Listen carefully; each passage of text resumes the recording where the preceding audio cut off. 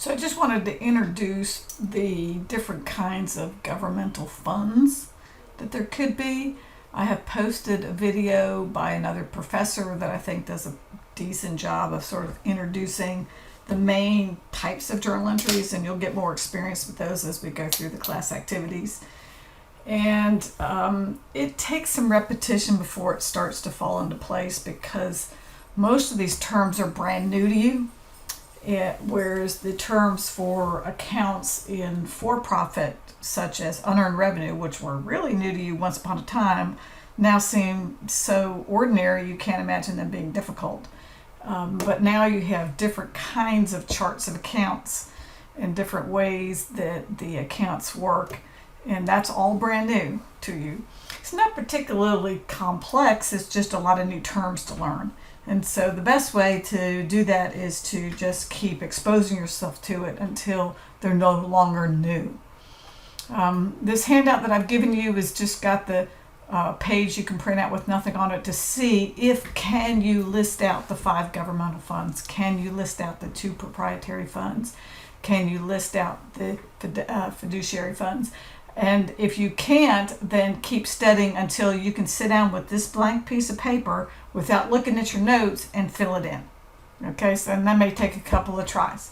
So what are the governmental funds, the proprietary funds, and the fiduciary funds? So the governmental funds, there's 5. The general fund has most of the activity in it. That's generally all the ordinary activity of the day-to-day operations of whatever the governmental unit is. It's the main operating fund, and it's also where all the activity that isn't in a specialty fund goes through. There's also typically a good deal of activity between the general fund and the specialty fund, because the specialty fund will often transfer to the general fund to make a distribution, that sort of thing. But you'll be given instructions about that in the event that the general fund interacts with the other funds. So what are the specialty funds? There's something called a special revenue fund, and that allows you to segregate taxes or grants or assessments that you make that have to be used for a particular purpose. So they can't be just used for whatever purpose that governmental unit wants to use it for. So if they receive a grant to upgrade the library, then it has to go into the special revenue fund, because you can't use it for anything but upgrading the library. You can't use it for supplies or for repairing a truck in the fleet or for the fire station utilities or whatever.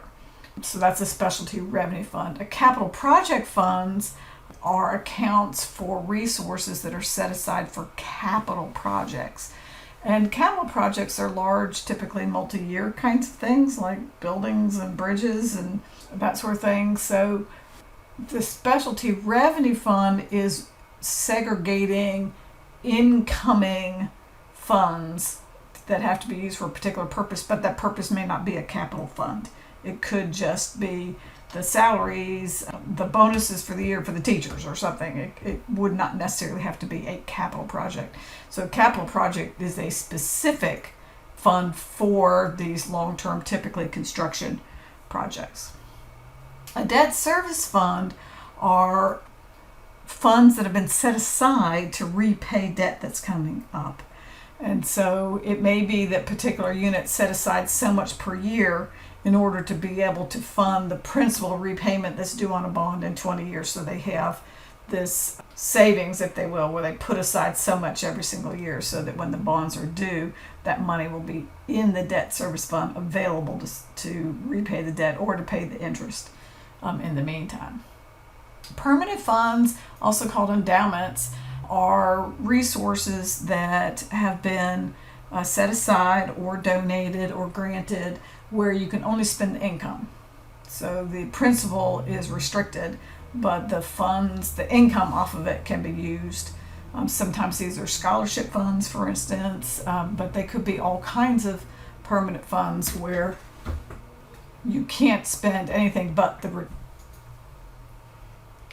Let's move down to the 2 proprietary funds. They act a little bit more like funds that you might be familiar with in the for-profit world. The enterprise funds charge a fee for use, such as driver's licenses and a public pool or something like that, where there's a fee for use.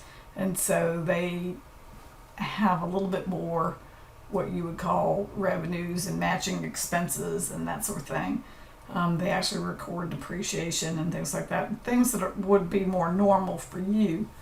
The internal service funds provide service to other governmental units, and there is typically a price, but it's usually just to recover the cost. There's not typically any markup to have extra in terms of the pricing of it. It is just a way to allocate the service to the units consuming the service. So, but those two proprietary funds, there is a fee for service type pattern to it, which isn't true of the 5 governmental funds. The fiduciary funds have a trustee that is in charge of some assets, and they have to administer those assets in accordance with the trust document. So we're not going to do any journal entry for the fiduciary funds, but there are some funds where a nonprofit may be, or governmental unit may be, managing assets in accordance with a particular kind of trust document that gives them authority and responsibilities over those items: cash, investments, art, vehicles, mineral rights, whatever it is.